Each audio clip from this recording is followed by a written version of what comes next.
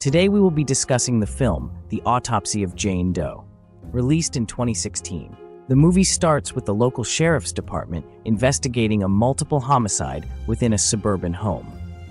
Noticing that there was no sign of struggle within the house and wondering how the people in home could have died, it is questioned if this was a robbery or home invasion gone wrong. Upon further investigation, it looks like the victims were trying to escape their own house. Soon after, it is discovered that there is a body of a young female in the basement of the house. She is laying in a dug-up shallow grave. But what is different about this body is that unlike the other corpses upstairs, this one has no clothes and is not bloody and butchered like the rest. The head sheriff makes the decision to send the deceased female to the local morgue for an autopsy to determine the cause of death, in order to piece together what really happened in this quiet suburban home. This brings us to our main protagonists of the story, a father and son, who at first glance you may assume hold no secrets, but are in fact harboring a traumatic past. This brings us to an old, yet pristine house where they both live. Under this very abode that doubles as a morgue is where the father and son are deep in their work, examining a body which has been badly burnt. Upon further inspection, it is discovered that the burn victim did not die from smoke inhalation, but from blunt force trauma after finding a subdermal hematoma within the skull. The father congratulates his son on his inspection capabilities, but informs him that he still has a lot to learn within this business. Shortly after, the son's girlfriend arrives to pay him a visit. While having a conversation with his girlfriend Emma, the son, whose name is Austin, reveals that he does not like his job and would like to move to the city. Unfortunately, he is finding it hard to break the news to his father due to the fact that they lost their mother 2 years ago. After a change in conversation, Emma, who has never seen Austin's place of work, gets curious and wants to see where the bodies are kept. Austin, reluctant to show her, gives in and decides to let her see them. At that very same moment, Austin's father steps in. Amused by her curiosity, he allows her to open one of the cold storage units, revealing a body that has a bell attached to one of its feet. With a curious look on her face, she asks why the body has a bell attached to it. The father replies, it was an old method used in the 19th century to make sure that if someone was still alive, they could ring it, therefore giving them the opportunity to be saved from not being buried alive. The father, whose name is Tommy, shakes the bell without her looking, startling the girl. As Tommy and Emma are about to go on a date, the head sheriff comes in through the elevator with the body of Jane Doe. The name Jane Doe is a name given to an unidentified deceased female. After seeing that the head sheriff is the one that has brought in the body of Jane Doe, Austin decides to cancel his date with Emma to help his father examine the body.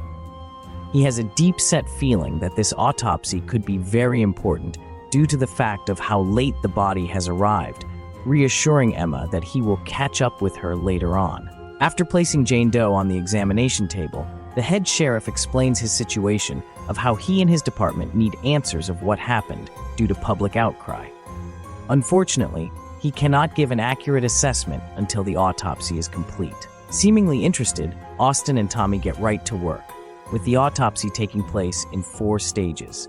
Stage 1, the external examination. Austin and Tommy open her eyelids, noticing that her iris and pupils have turned milky white, which is strange due to the fact that this only happens when a body has been dead for a while. But her body shows no form of advanced stages of decomposition. Next, they notice that her ankles and wrists have been shattered, but no signs of external trauma. This puzzles them even further. Moving on to her mouth, they open it to find that her tongue has been severed and one of her back teeth is missing. Perplexed, the father and son duo are left with more questions than answers. Thus, Stage 2, starting with an internal inspection beginning at the respiratory system. Tommy, using a scalpel, cuts deeply into Jane Doe's chest cavity. This reveals fresh blood, which is strange for a body like hers, as the blood is supposed to coagulate hours after death. The radio suddenly turns on, playing an old 1940s song called Let the Sunshine In. Their cat, which belonged to Austin's mother, hisses in the distance and runs away. Curious, Austin follows it to find blood dripping from one of the refrigerators. Opening it, he discovers the blood sample they had taken from Jane Doe has spilt all over the floor. The lights in the morgue then begin to flicker, and the sounds of a storm brewing in the background can be heard. Austin heads back to the table, finding his father examining Jane's organs. Her lungs are completely blackened, like that of someone who died from smoke inhalation, and her heart and various other organs appear to be cut, baffling Tommy, saying that she should be a mangled mess externally, but shows no signs of attack. Pondering this, he muses, someone really wanted to see Jane Doe suffer before she died. Suddenly, a loud banging sound can be heard, and Austin again ventures out to investigate. To no one's surprise, there is nothing to be found, but in one of the mirrors in the hallway, he sees a ghostly image. He rushes to check it out, but it is gone the next moment. Only moments later, he notices something yet again, as a sound is coming from the vents. He decides to investigate further and discovers the body of his mangled cat in the vents. Informing his father, Tommy, this causes them to take a break from the autopsy to mourn the loss of their cat. They state that the animal was the last thing they had to remind them of Austin's mother. This extrapolates the fact that this small family is still grieving the loss of Austin's mother. After sending the body of the cat to the incinerator, they get back to business of the autopsy. Stage 3 is the gastrointestinal examination, as Tommy and Austin look through Jane Doe's stomach. They find Jimson weed, a plant only found in the northeast side of America, narrowing down Jane Doe's origins. They also find a cloth folded inside, containing the missing back tooth from Jane's mouth with symbols transcribed on it. The duo come to the conclusion that Jane Doe must have been a victim of some kind of sacrificial ritual. The radio turns on again, playing Let the Sun Shine In once more, before switching to a weather update that a storm is picking up with 60-mile-per-hour winds. Tommy, who is not paying attention to the radio, pulls back Jane Doe's abdominal skin, revealing even more symbols on the inside of her flesh. The lights flicker one last time before exploding, leaving the duo in complete darkness. Austin wanders off with a flashlight, only to find that all the bodies in cold storage have all been emptied, as if they all just woke up and left. Austin runs back to his father, and without hesitation they agree, and I quote, "It's time to get the fuck out of here." After switching on the backup generator, they discover it does not have enough energy to engage the elevator for their exit.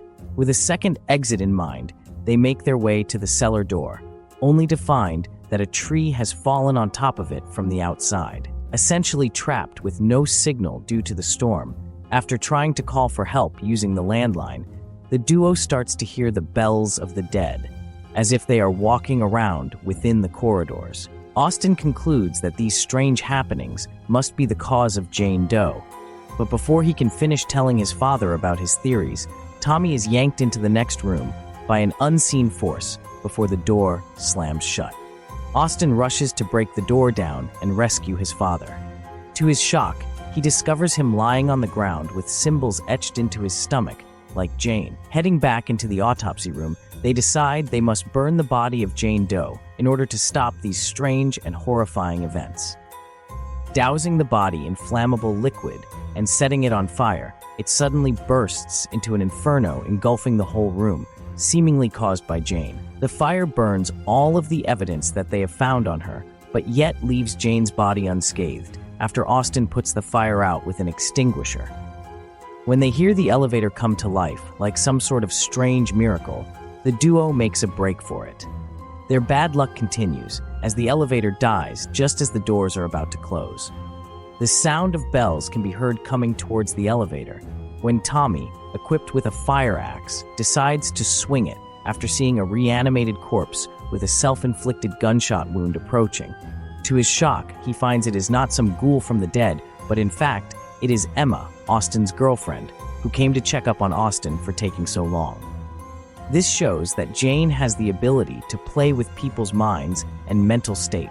Feeling guilt, the duo have a heart-to-heart conversation about the things they failed to confront. They open up about Austin's mother's suicide and how she never showed signs of depression. This conversation is interrupted by the incinerator smoke that has started to fill the morgue, seemingly caused by Jane.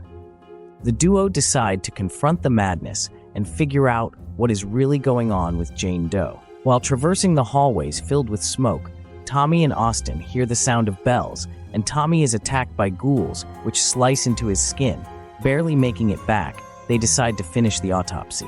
This is the fourth and final stage, examining the brain. After cracking a bit of Jane's skull and removing a sample, Austin puts it under the in-lab microscope, only to discover the horrifying reality that Jane's brain cells are active, meaning that the whole time they were cutting and tearing into Jane's flesh, she could feel every stage of the autopsy. Austin rushes back to retrieve the cloth found within Jane's stomach. And after a deeper look, he realizes that it is a Bible verse, transcribed on it in Roman numerals from the book of Leviticus, which gives a warning about witchcraft. Armed with this information and their deduction of her coming from the northeast, their conclusion is that Jane is a witch. And not just any witch, but a witch who was prosecuted during the Salem witch trials. Since all the women during the Salem witch trials were innocent, Jane is a witch that was created after death and was warning them the whole time to stop the autopsy before her spirit would be angered once again. Tommy, mortified by the discovery, can only come to one conclusion, and that is to plead to Jane for forgiveness, stating that it was not his intention to hurt her, and he didn't know her spirit was still alive. He offers himself as a sacrifice so his son Austin may escape. Tommy's wrists begin to shatter and his ankles break as Jane's wrists and ankles begin to heal. Black smoke leaves his lungs as Jane's lungs heal, and his eyes turn white as Jane's eyes gain color. Tommy pleads for his son to kill him to stop the pain. Austin reluctantly agrees, and with tears in his eyes, he stabs his father with a scalpel. The lights flicker back on, and Austin can hear the sheriff from the cellar door saying they are going to move the tree for him to get out. All he has to do is let the sun shine in, the same lyric that was playing on the radio. In that instant, there is a look of confusion on Austin's face, and the sudden realization that Jane is not done with him yet. He turns around to see his father, looking like a ghoul. Startled, he slips off the stairwell and falls to his death. The next morning, the sheriff is baffled once again to find a bloody scene, but now it is with people who are his associates. On the table is Jane Doe's body, clean and uncut. The room has no signs of fire damage, as if the autopsy never took place, while the radio screeches in the background, with the radio host stating that it's the fourth day of clear skies in their county. This hints that Jane has the powers of bending reality in people's minds to the point they kill themselves. The sheriff's confusion turns to frustration and orders his deputy to get that body out of his county and let the higher authorities deal with the corpse of Jane Doe. As the deputy drives off with the body of Jane Doe in the back of the van, Jane's toe moves, and the song, "Let the Sunshine In," begins to play on the radio. Thanks for watching the video. Please like and subscribe to the channel. It really helps me out when you do that. And of course, check out the other videos if you like watching recaps.